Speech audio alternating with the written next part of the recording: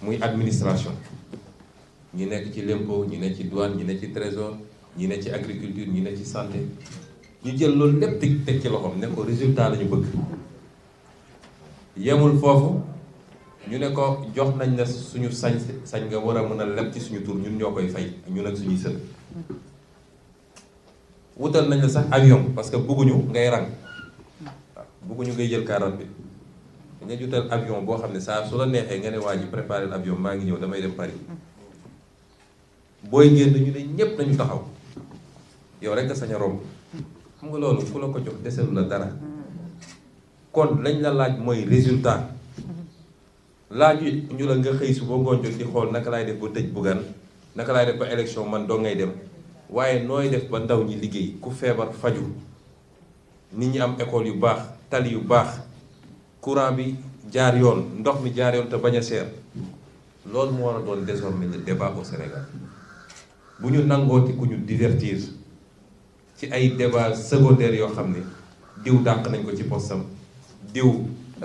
faxasal na barki démb fait divers li ñuy wax fait divers te soo seetee même ci suñu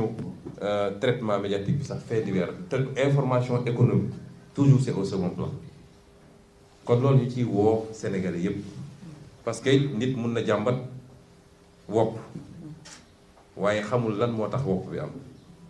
bëri na ndaw wala mag wala jigéen buy dund ay situation difficile bis bu ne mu jàmbat ko bis bu ne mi ngi woo fu nekk pour ñu dimbale ko waaye xamul lan moo waral wopp bi nag yorin gu ñaaw yorin goo xam ne du intérêt Sénégal lañ jiital waaye intérêt bitim réew d'abord rusit bi ci rusit ñoom ñu séddoo ko ñoom ak seen njaboot moo tax ki waroon jot fukk jot benn ba tax mënul faj ay soxlaam te loolu bis bu ne ñu wax ko te démontré nañ ko ci li ñuy wax ak li ñuy bind ci téere moo tax visite bi am solo ndax waxtaan yu mel noonu ñun moo ñu taxoon a dugg ci politique wax dëgg yàlla dugg ñoon ci politique pour ay teesanteeg ay xastante suba ak ngoon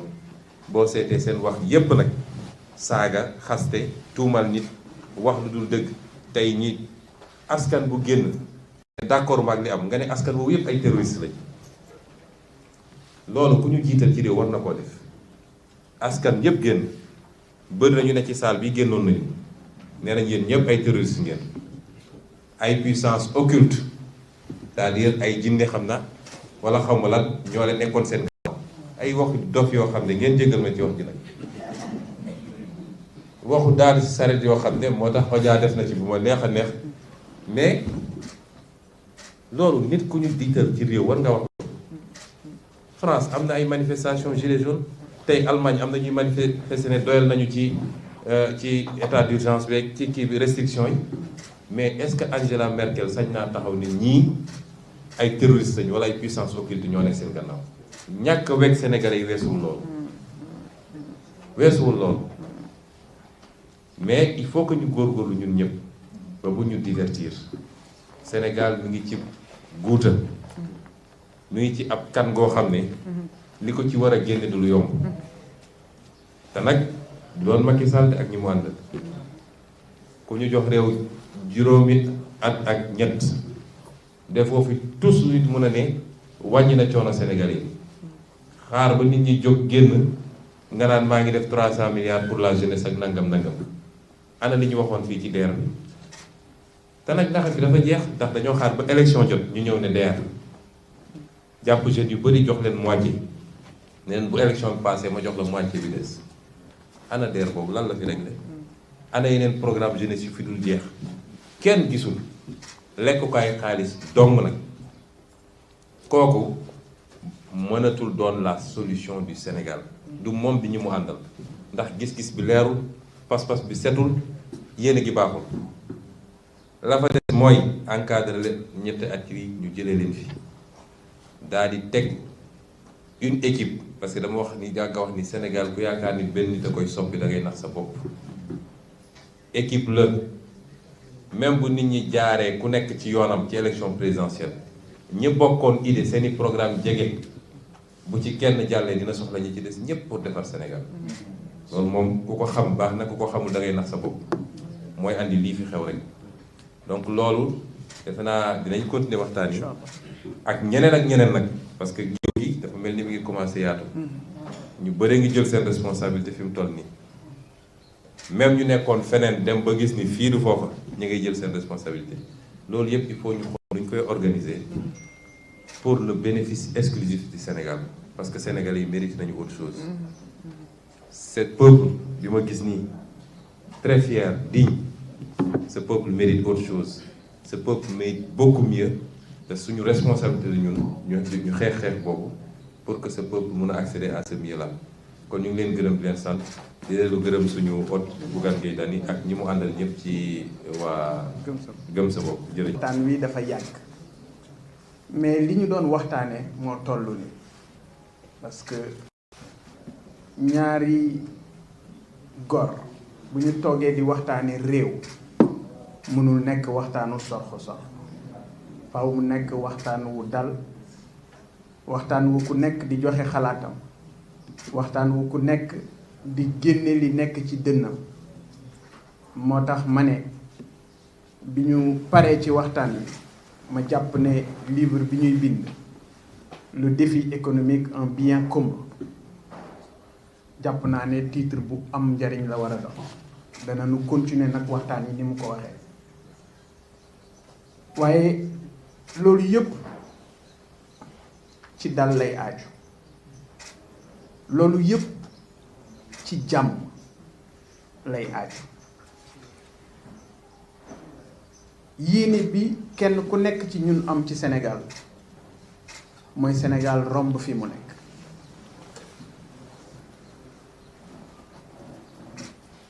waaye loolu ñi yor pouvoir dañu ci am part de responsabilité bu mag dugg si na ci wax na jaajëfal ñu ci li ñu taxaw moom bi mu nekkee ci jafe-jafe parce que jàpp naa ne man du doon man taxawaay bi ma ci taxaw bu ni mel nga ci am kon jàppal ne taxaw bi ñu jóg ci jafe-jafe jooju daloon sa kaw ba tey ñu teg ko ci sa ndodd d'ailleurs et yéene bi mooy comme ni ñu ko waxtaanee mu nekk lu leer nañ Sénégal yëpp teg ci seen gët ku ne xam ne lii am na leneen lu newoon ci ginnaaw te loolu ñun am nañu ci yow yaakaar wax naa la ko waxaat la ko j'ai confiance en vous et j'ai confiance à la justice du Sénégal pour que loolu ñu leeral ko ñu xam ne nit ñi la ñu doon ruumandaat amaana jublu ci nasaxal nit la ñu bëggoon kon réew mi am na ay piliers yoo xam ne kenn amul droit menacé ko et depuis un moment damay dégg wax ju may tiital ci réew mi mooy waxi waaso waxi diw fii la bokk diw fële la féete c'est un discours dangereux et je dis la manipulation de nos appartenances ethniques il faut ñu teg ko ci suuf parce que Sénégal méritewul loolu et ki ma ciy interpellé au premier chef c'est le président Macky Sall dañ ko jox réew mu ne ñum na fexe ba buy dem mu delloo nu réew mu ne ñum bu dara bënnul dara toju ci et li nga xam ne nag moom mooy taxawaay waxtaane nañu ko réew mi am na ay nit ay ndaw yu génn wane seeni jafe-jafe wane seen mer wane li nekk ci seen dënn parce que réew mi metti na réew mi jafe na boroom kër yi lañu mënoon mënatuñu ko ndaw ñi am yéene dimbali seeni waajur mënatuñu ko parce que tout simplement environnement économique gu réew mi toll na foo xam ne ndaw bu ci nekk amatoo espoir ca fa nga jëm et loolu suñu responsabilité la muy moom président Ousmane Sonko muy man Bougane entrepreneur acteur de développement ñu xool naka la ñu mën a soppee Sénégal naka la ñu mën a doxalee Sénégal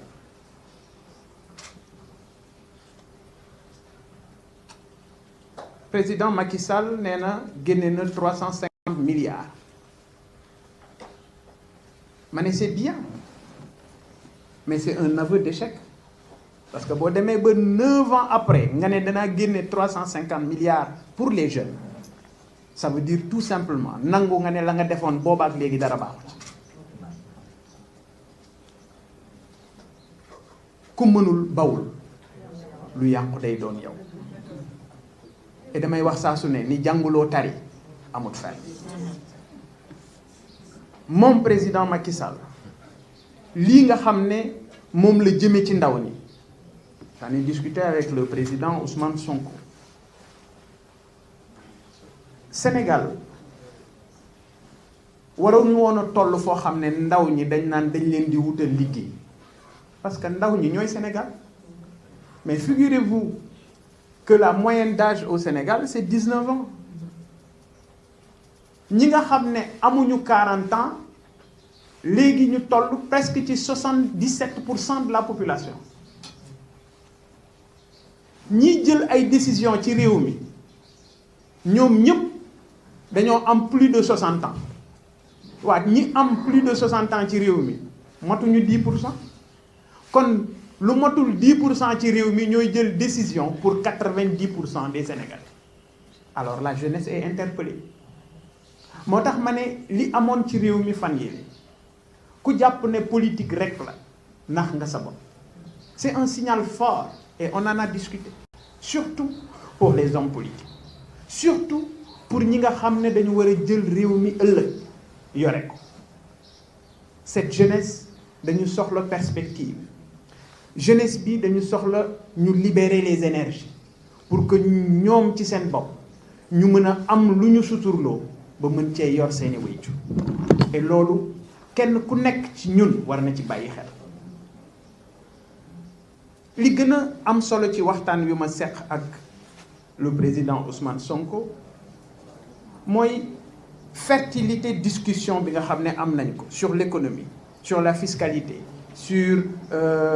les orientations en termes de recouvrement de la dette, en tout cas de recouvrement par rapport à la fiscalité mu nekk loo xam ne waxtaan nañ ci échanger ci et da ngay rendre compte ne ko ñi ñu jiite dara intéressé wu leen lu may seen bopp. Figurez-vous maa ngi ko koy wax au Sénégal on a à peu près 400 inspecteurs des impôts ci Sénégal yépp donc 90% dañ leen concentré biir Dakar dañuy jël ay inspecteurs di leen yóbbu Cap Skirring dañuy jël ay inspecteurs des impôts di leen yóbbu compagnie sucrière sénégalaise ne leen dem leen ngeen def fa mission d'inspection ça veut dire motuñu maire yi nekk Sénégal ñoo ëpp inspecteur des impôts yi directeurs généraux yi nekk Sénégal ak PCA yi ñoo ëpp inspecteur des impôts yi te état nu muy amee xaalis état lu koy jox xaalis mooy inspecteur des impôts parce que ñoom ñooy dem vérifier ñooy dem xool ñooy dem jëli xaalis bi doon rot mais loolu yëpp ñu échanger ci lu jëm ci wàllu économie nu ñuy développer Sénégal yan mesures de sauvegarde quels sont les secteurs yu am solo yoo xam ne war nañu créer chaîne de production yi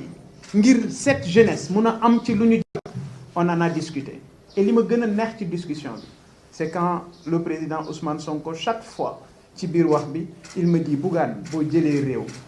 Bougane boo jëlee Sénégal ça veut dire dafa gore et ci biir wax bi it ma ko koy delloo ne ko yow it boo jëlee Sénégal ça veut dire tout simplement ça veut dire tout simplement que ñun ñaar ñëpp li ñu intéressé du lenn lu mooy defar Sénégal du lenn lu mooy réew mi am dal et du ma jóg ci di ko wax Serigne Mountakha Bachir moom rek moo comprendre ne Sénégal suñu alal suñu or suñu jama mooy suñu stabilité dal gi am ci réew mi kon moom Serigne Mountakha bu wootee dal woote jàmm kenn ku woote leneen lu dul loolu sénégalais yi duñ la ci fekk te ñun ñii dogu nañu ci fekki ko ci li nga xam ne moom la bëgg bañ nañ ko ba tënk ay poñ jox ko ni ko lii mooy li ni yittewoo mu jël ko gàlloo ko ne moom dana ci taxaw dana ci dox kon am nañu yaakaar ci moom ki nga xam ne it moom moo jiite Sénégal ab présentement muy président Macky Sall dal ci réew mi moom la war dama dégg fan yi démb lay wax sax li am université qui est regrettable d'ailleurs mais damay interpeller encore l'État du Sénégal parce que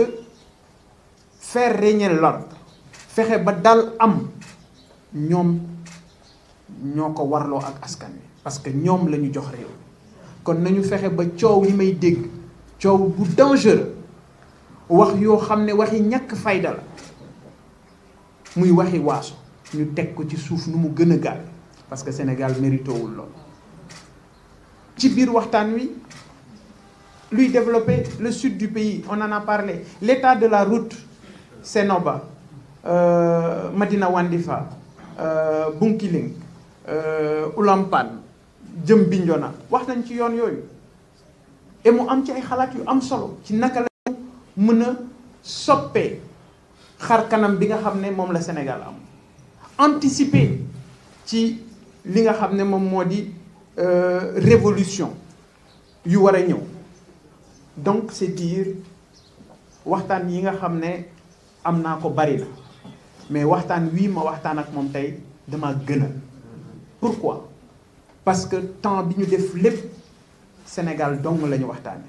yokkute Sénégal dong la ñu waxtaane fexe Sénégal jëm sa kanam dong la ñu waxtaane li ñu yóotu nag bu dee ne liggéeyal Sénégal dong moo ñu tax a jóg yàlla nañu ko suñu borom defal yombalal ñu ko mu ànd ak dal bu dee ne leneen laxasu na ci lu mooy defar Sénégal mu jëm kanam yàlla nañu ko suñu borom xañ ba duñu ci jot allahumma salli ala sayyidina Muhammad. C'est bon? Ça va, c'est excellent. Ah non, on a bien résumé. Wow, wow. Merci.